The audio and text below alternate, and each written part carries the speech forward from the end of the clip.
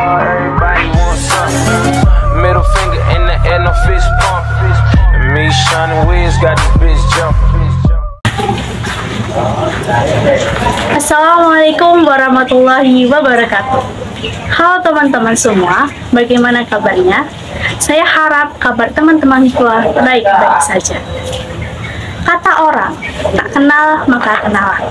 Oleh karena itu, sebelum memulai segalanya, izinkan saya untuk memperkenalkan diri terlebih dahulu.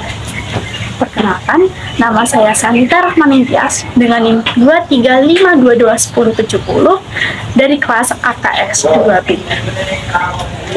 Teman-teman pasti sudah tidak asing atau bahkan pernah berkunjung ke Kesunanan Surakarta maupun ke Kesultanan Yogyakarta. Tapi, pernahkah kita berpikir bagaimana sih proses terbentuknya atau berdirinya Kesunanan Surakarta maupun Kesultanan Yogyakarta? Untuk menjawab pertanyaan tadi, dapat lihat video ini sampai selesai ya teman-teman. Bye-bye!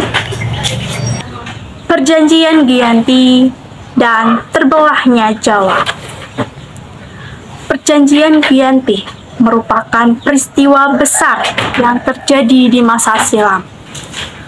Perjanjian ini lahir dari kesepakatan segitiga politik antara Pakubuwana III, Pangeran Mangkubumi, dan VOC pada tanggal 13 Februari 1755, di mana nama Giyanti sendiri diambil dari desa di mana perjanjian itu ditandatangani, yaitu di Desa Janti, di mana saat ini dikenal dengan Dukuh Kerten Jatiharjo Karanganyar, Jawa Tengah.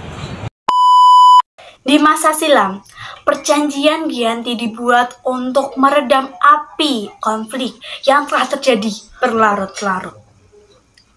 Pasca perpindahan dari Keraton Kartasura ke Surakarta, api dari peristiwa geger pecinan ternyata belum mati tepat di sumbunya. Ketika itu, Mangkubumi membantu Pakubuwana II dalam meredakan api konflik, mendapatkan hadiah berupa sebidang tanah dari Pakubuwana II. Namun, luas tanah yang diberikan rupanya menimbulkan kecemburuan. Salah seorang pangeran lalu mengeluhkan ketidakadilan terkait hadiah tersebut kepada Gubernur Jenderal Baron. Sang gubernur pun jenderal di Batavia lantas mengeluarkan keputusan yang membuat tanah tersebut tidak jadi dimiliki Mangkubumi. Akhirnya Mangkubumi meminta izin kepada kakaknya, yaitu Pakubuwana II. Dia mengatakan bahwa daripada kekuasaan saya dikurangi, lebih baik buanglah saya. Buanglah kemana sampai saya tidak bisa kembali ke Jawa. Akhirnya apa? Akhirnya Pakubuwana pun memberi sangu sang Mangkubumi sebesar 3.000 riyal.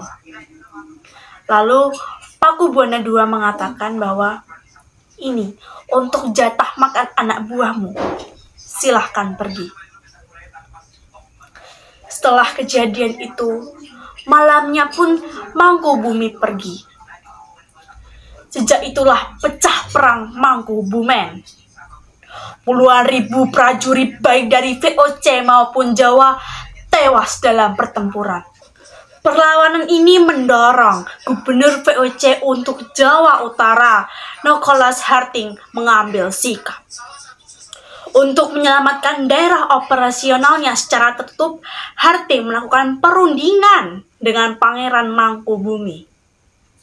Setelah berkali-kali melakukan perundingan, Harting bersepakat dengan keinginan Pangeran Mangkubumi yang juga hendak menjadi penguasa di Pulau Jawa. Pada tanggal 23 September 1754, nota kesepemahaman antara VOC dan Mangkubumi terlaksana. Dan nota tersebut disampaikan kepada Pakubuwana III, sang pengganti Pakubuwana II. Nota tersebut menyatakan bahwa Pangeran Mangkubumi mendapatkan wilayahnya.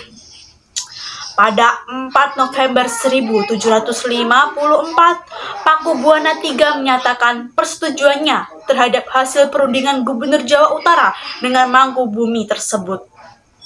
Surat pernyataan itu disampaikan oleh Pakubuwana III kepada Gubernur Jenderal VOC, yaitu Jacob Mosel.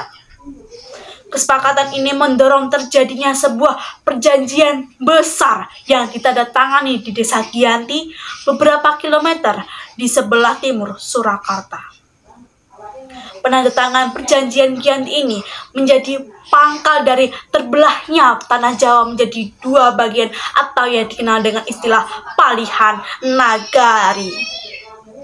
Hal ini menjadi awal mula naik tahtanya Mangkubumi di Yogyakarta sebagai Sri Sultan Hamengkubuwono I dengan gelar Senopati ing Ngalanga Sayyidin Panotogomo Khalifatullah sejak ditandatangani perjanjian tersebut pada 13 Februari 1755.